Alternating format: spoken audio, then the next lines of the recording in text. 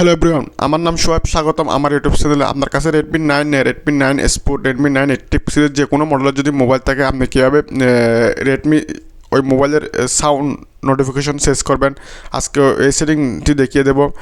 আপনাদের ফোনের সেটিংয়ে চলে যাবেন। সেটিংয়ে গিয়ে এখানে হচ্ছে স্ক্রল করে নিচের দিকে চলে আসবেন, সাউন্ড অ্যান্ড ভাইব্রেশনে যাবেন। সাউন্ড অ্যান্ড ভাইব্রেশনে গিয়ে আপনার স্ক্রল করে নিচের দিকে চলে আসবেন। না, উপরে আছে এটা নোটিফিকেশনে ক্লিক করবেন।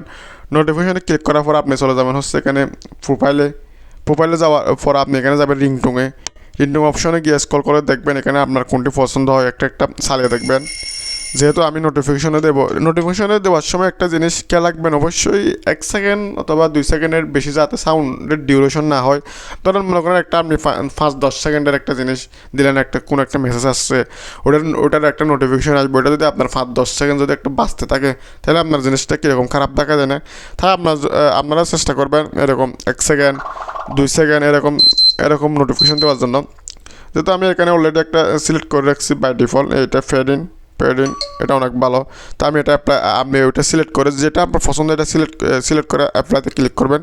অ্যাপ্লাইতে ক্লিক করার পর আপনার নোটিফিকেশন অপশন আসবে। এখানে সিম 1 সিম 2 নোটিফিকেশন অ্যালার্ম, সিম 1 সিম 2 এগুলো হচ্ছে যেহেতু কলিংয়ের জন্য, এখানেও আপনার বড় ডিউরেশনের রিংটোন দিতে হবে। মনে করেন 45 সেকেন্ড 50 সেকেন্ডের ডিউরেশনে দিতে হবে। তো যেহেতু আমি নোটিফিকেশনের জন্য ইউজ করবো, আমি জাস্ট আপনার